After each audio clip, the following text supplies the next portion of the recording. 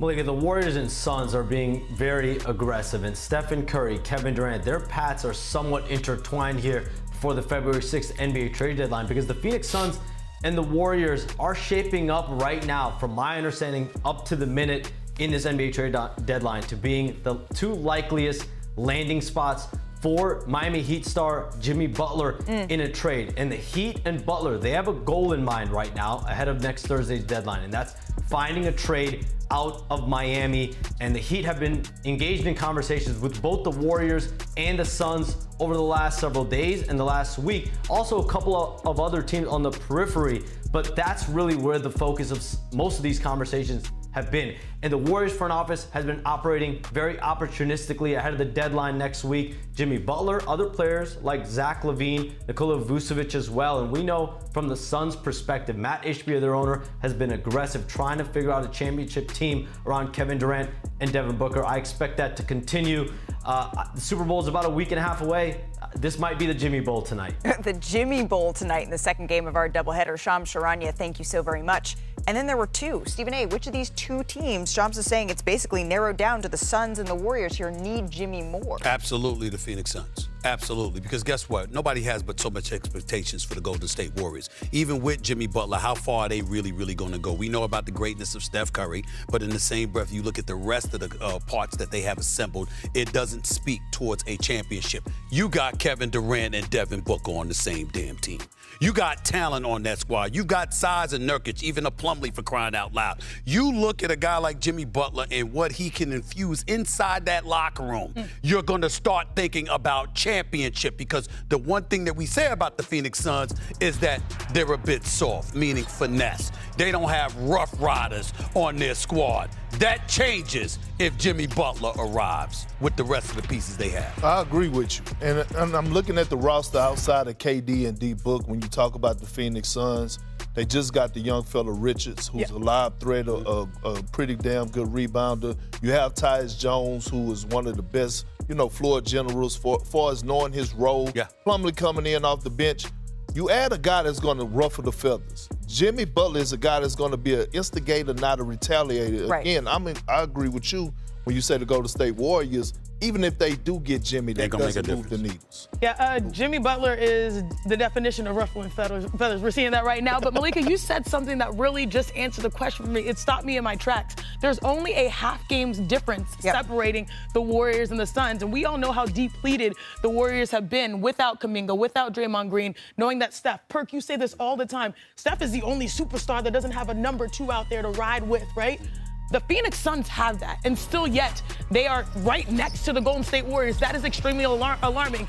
Number two, this is the most expensive team in basketball, the Phoenix Suns. They're deep into the luxury tax. You put all your chips in the center, and you're getting this subpar nature in the standings. To me, that's why you make a swing like this to get Jimmy Butler, who's really great at hyper-focus. They need separation, not only in the standings, but separation to win games, and he is that winning piece that hopefully they can get. But I know, as Sean has told us multiple times, it's a little complicated for him to get there. It's complicated because Bradley Beal will have to waive his no-trade clause in order for this to happen. And the question is, does Miami want to take him back, or would there need to be other teams involved? Shams has reported more than likely other teams would need to be involved. I just want to be clear, Stephen A. When you're saying they need to go and get Jimmy, getting him immediately, they've been a top-heavy team. They would continue to be a top-heavy team. That makes them what? Contenders? Play-in? Because right now they're not looking in. I think it makes them contenders. I think I think it makes them title contenders. I'm going to say this again. I thought Kevin Durant was one of the greatest players ever.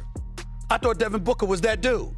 The combination of the two, by adding somebody like a Jimmy Butler, is supposed to propel you to another heights. Now, I got a bad rap, and I want to be nice. I want to be nice, America. I want to be nice.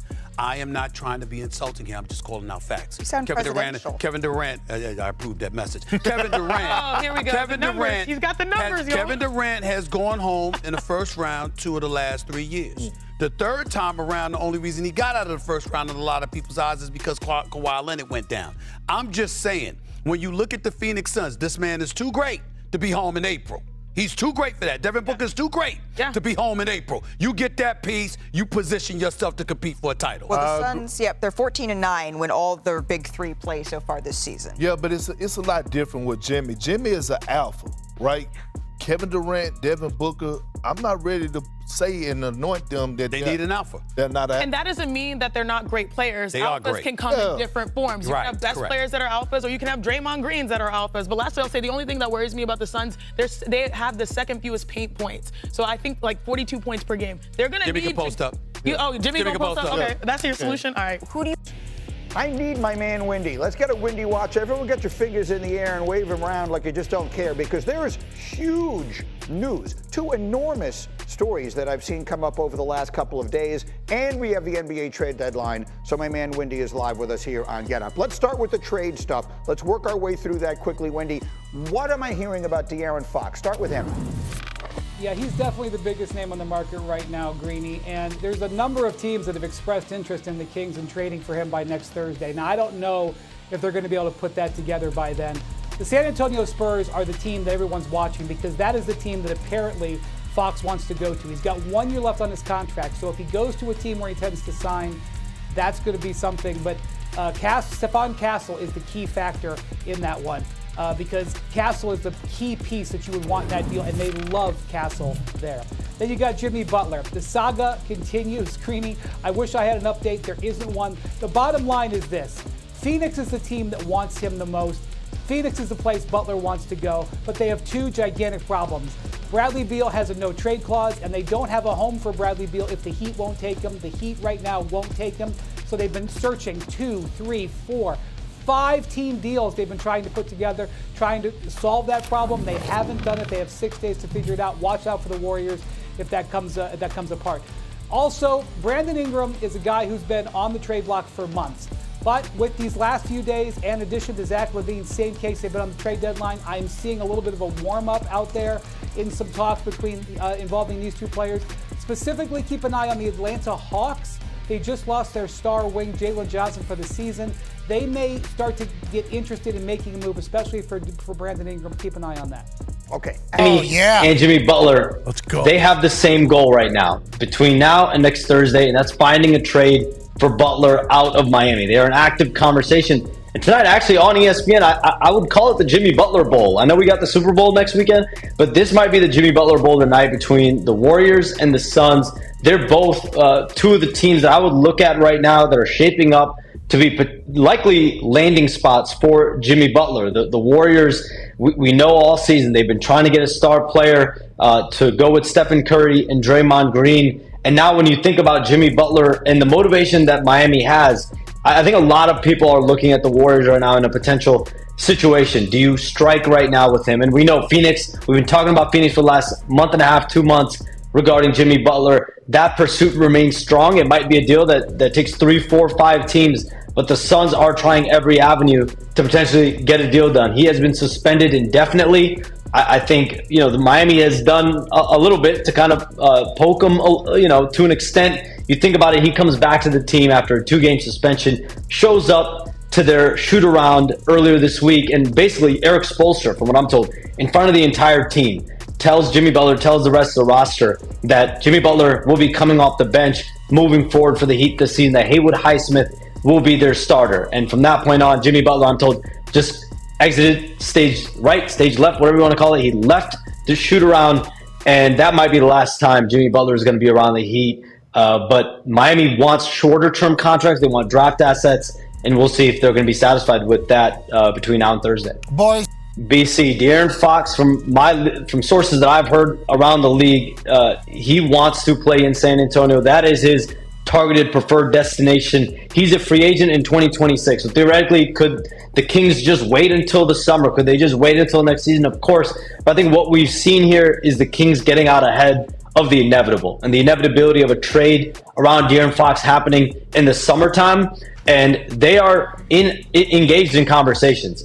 They've got dozens of calls, offers over the last 48 hours on De'Aaron Fox. They're in conversations with multiple teams, including San Antonio, from what I'm told. So I expect them to continue these conversations with multiple teams on a De'Aaron Fox trade between now and Thursday. Another guy with a potential likelihood to get traded. He completely jumps to the top of the available market. Unless there's another guy that pops up between now and next Thursday. I don't know if we're going to see an in-your-prime superstar player that's a max contract guy pop up like we have here with De'Aaron Fox. He changes the game. He's a primetime player. And you pair him with the Victor Wembanyama. We've been talking for the last year. When are the Spurs going to get Wemby some help? When are they going to get him some help?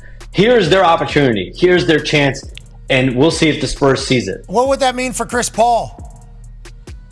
I mean, Chris Paul, I think he has a role with the Spurs organization. He's shown as a leader. I have not heard whether he would be a part of these conversations. I mean, theoretically, if the Kings, if the make or break part of the deal were Chris Paul, I don't know how San Antonio would react. My feel for the situation is Stephon Castle, Devin Vassell, all the draft picks. They've got up to 9 first-round picks. They've got dozens of second-round picks. They've got all their pick swaps. So San Antonio has a ton of assets and players that they can send to San Antonio. This could be a salary-lacing deal with a bunch of picks. This could be a young player or two with a couple picks or maybe one pick. But that's what they're trying to figure out here in these negotiations. Yeah, the Spurs have something special in Wemby. Now, granted, they can't beat the Pacers in France. Sure. Okay, what have you done for me lately? They lost. Need a center. Yeah, every year. Yeah, it is. Anthony Davis told me a week and a half ago, that he wants a center and he wants a guard potentially as well, but that he feels more comfortable playing the 4 spot and having a 5.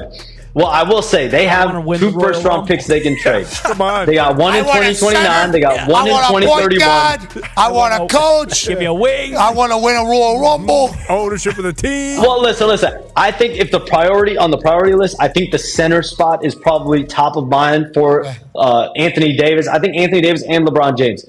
From my understanding, they don't want the Lakers to go mortgage their future. That's not what this is about. But it's how can we be aggressive? How could we be active before the trade deadline to go get a couple pieces? Anthony Davis told me, I think we're 1 or 2 pieces away from a championship. And when you're a player who's in the prime of his career, 31 years old, he just had a 40-20 game the other day. He's going to be out some period of time next week. He's going to be reevaluated with an abdominal strain, which was a tough setback. But you get him back in the lineup before the All-Star break, and he obviously wants a center. We'll see if they'll be able to do it. But they have 2 first-round picks they can play with. They have some tradable contracts as well. So I do think the Lakers will be active. I think the Lakers are doing their due diligence right now. I think Rob Pelinka in that front office, they are trying to see what can they get in the market right now. I saw Bronny with a nasty and one. Are they thinking about trading Bronny, James? Are they thinking about maybe picking up a first round or any other pieces? Bag of balls. Yeah, Pat, I said on this show in the spring, LeBron James, to my knowledge, is going to play 1 more season, maybe 2. LeBron James then went on the record about that and said he probably has 1 or 2 more years left. I don't see them doing anything with Bronny James. I hate to break this news. I don't see the Lakers doing anything with Bronny James while LeBron James is on that. This was the part. Hey, what's up, guys? Jack from Shaggy Sports here. Let's break it down. Deadline is in less than a week, and we have rumors out the door. Jimmy Butler, still not traded, but he will be traded soon. The top 3 teams, in my opinion, are the Phoenix Suns still, if they can get somebody to take on Bradley Beal's contract, the Golden State Warriors, and the Milwaukee Bucks. Why do I say all those? Because A, Kevin Durant wants somebody to play for, right? He wants somebody to play with, and Jimmy Butler has his preferred destination there. Golden State Warriors, you got to maximize Stephen Curry. The Milwaukee Bucks are not shy of making trades. Right, they're not shy of making trades, and it could be the fact that Giannis, you want to maximize his contract and you want to maximize his availability because he wants to win another ring, Damian Lillard wants to win another ring, and obviously Jimmy Butler. So look out for those 3 teams. That is that. Then you have the Atlanta Hawks. Atlanta Hawks are probing into Brandon Ingram. They're probing into Brandon Ingram, and the Pelicans want to get underneath the luxury tax. They don't want to pay into the luxury tax, especially when they are a bottom 5 team. It doesn't make any sense in the world. So they might send out Brandon Ingram to the Atlanta Hawks, and in turn, I don't know what they're going to send out in return, but what I'm hearing is Bogdanovich and Clint Capella possibly going to the West Side. And what I mean by that is he's being intrigued by the Clippers and the Lakers. So those two are being intrigued by them. So we'll see what happens. And at the end of the day, it's kind of like, you know, a lot of moving parts here. Zach LaVine and Vucevic are being intrigued by the Golden State Warriors. We'll see if that is actually true. And you can guarantee the Golden State Warriors are actually wanting to make a trade soon, because the fact that you got to do something, right? Why would you waste another year of Stephen Curry and by basically just sitting there and doing nothing? And you have Jonathan Kuminga. You can pay him or you can trade him. Either way, you don't want to lose him for nothing. And quite frankly, it's just a matter of time before these trades go down. Let's get to De'Aaron Fox. De'Aaron Fox is from what I'm hearing is he is going to be on the move to the San Antonio Spurs. It's just a matter of time. The biggest hurdle on that one is Stephen Castle, the prize rookie of the San Antonio Spurs. The Spurs don't want to include him in the trade. They want to keep Stephen Castle, but the Sacramento Kings are like, no, you have to include him or give us more. So that is the biggest hurdle in those trade talks. So we'll see what happens. But a lot of news, a lot of rumors going around. It's, you know, Twitter's just blowing up. My text messages blowing up. Everything is just happening. Everything is fluid, like Stephen A. Smith always says. Everything is fluid. And a trade could happen in the next 6 days, if not this weekend.